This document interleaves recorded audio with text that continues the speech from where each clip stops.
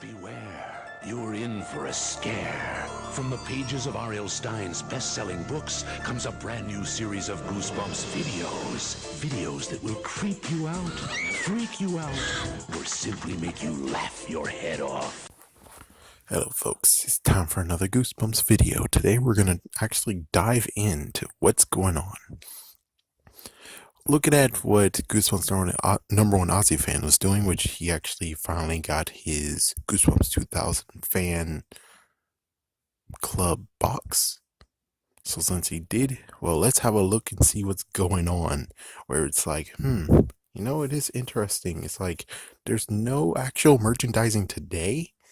And why is that? I mean, yeah, there's a few things, but the merchandise used to be everywhere, every freaking where, and now it's nothing.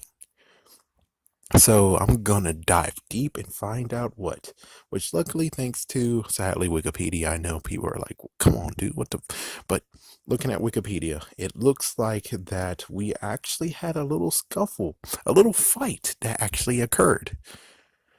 So let's see, I think it said from 1995 to 1998, maybe even 1999, but I think 1998. This scuffle actually started in 1997, November 1997. Now here is actually it started in September 1997. So here's what occurred. Apparently, Parachute, who is also with Goosebumps, we have Scholastic, who actually takes it out, and then Parachute also does it with them. The crazy part is that they got into a fight. It looks like Scholastic charged Parachute Press with breach of conduct. Scholastic actually claims that Parachute had been making merchandising deals and issuing press releases without Scholastic's required consent. So basically what we can take out of this, besides, it says here that blah, blah, blah, filed lawsuit from Parachute. Eventually they both agreed, and the two sides actually said, okay, fine, Scholastic, here, you can have the Goosebumps trademark and all the other rights to the series.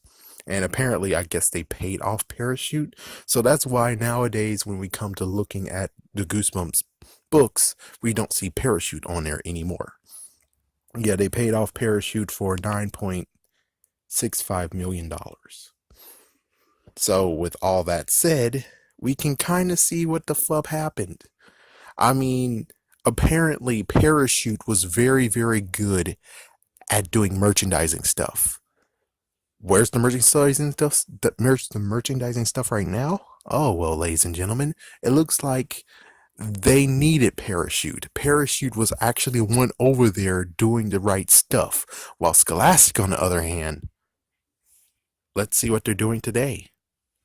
They just canceled their agreement with Creepy Co.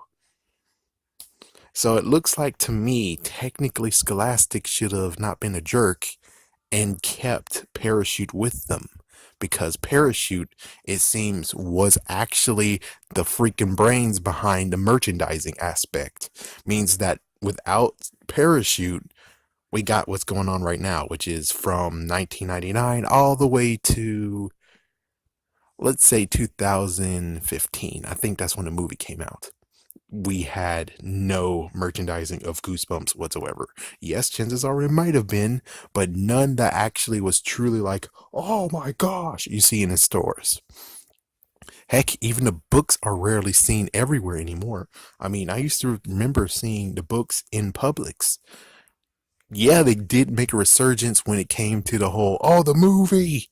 But as soon as the movie's gone, and heck, the new 4 releases of the books that's supposed to come out, I didn't see those in Publix. So it seems to me, and I'm going to keep on repeating, they were idiots to actually let Parachute go like that. Because Parachute could have at least kept it afloat just a bit more than instead of being like, oh, well. And well, the good news is that in 2003, it was 2003. So that means 1999 to 2003. But in that freaking space from, I think, I'll go out on a limb and say maybe 2002, maybe even 2003 to 2008. you had that big space of no Goosebumps whatsoever, and I guess it's supposed to be Goosebumps 2000. I mean, sorry, Goosebumps Gold. But, well, as you can see, that freaking fight that came out, they decided to say, oh, we're going to just do something else. And that was the dumbest move ever, where it's like, oh, we're just going to take a break from Goosebumps. Dumbest idea ever. So let's see. Looks like they made it to all time, some kind of cool award in 2001. And I shrunk it. Shrunk the freaking thingy. I remember seeing that. Yeah. Oh, come on, idiot. There we go. Let me just make this glow a little bit. Series has sold over 350 million copies. Yep, by 2008.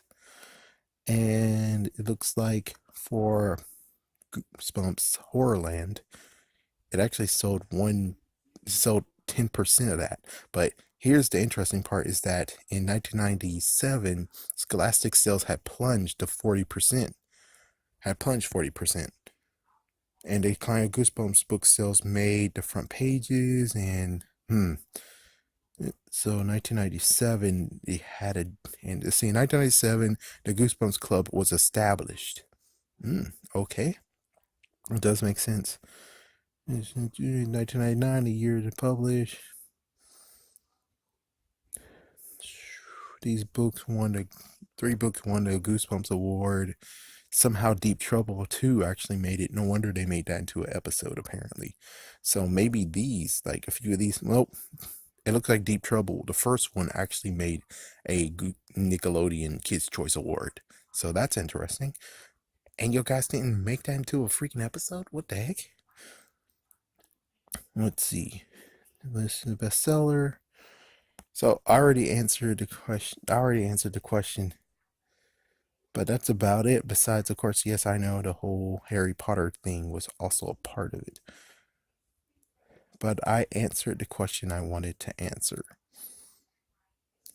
I think the next one that we're going to see is that we're going to figure out what happened with the actual TV show. Which it says here that the TV show was very popular. It actually aired in 100 countries. Blah, blah, blah, blah. The book series titled Goosebumps Presents was books based off of them. Yeah, they actually canceled that somehow. And of course, they made some video games. Spawned numerous puzzles and t-shirts and rides. And so that's about all. It looks like in 2008, it was announced that Sally Corporation would market Goosebumps rides. So there actually was going to be a Goosebumps roller coaster or something like that. Where did that go? But I did what I wanted to do. What happened to the freaking merchandising? Scholastic fucked up. They fucked up big. They fucked up.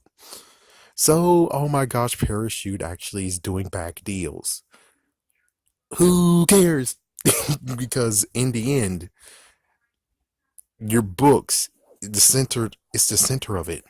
If people are buying your freaking damn books and Parachute maybe getting some cash behind it, but more than anything, it's like, well, instead of saying, oh, we're going to part ways, don't be an idiot. Freaking try to figure out, okay, 50-50. Try to freaking stay together. That's what screwed you over. And that's what's going on now. Yes, you joined up with Sony, but does Sony really know how to freaking do merchandising crap? Not really. I mean, there's many of the Sony video games that came out that's like, well, you check that out. There's many games that totally sucked balls and they released them. Okay, and if you need any reference, go ahead and look at the video game nerd, man. Just angry gay nerd. Just look at what he's done for so many of the freaking things. Sony doesn't really know what they're doing. Sony doesn't really know what they're doing when it comes to merchandising at all, too. I mean, let's see. Was it Hasbro? I think Hasbro was dealing with the freaking toys and stuff. So, as you can see,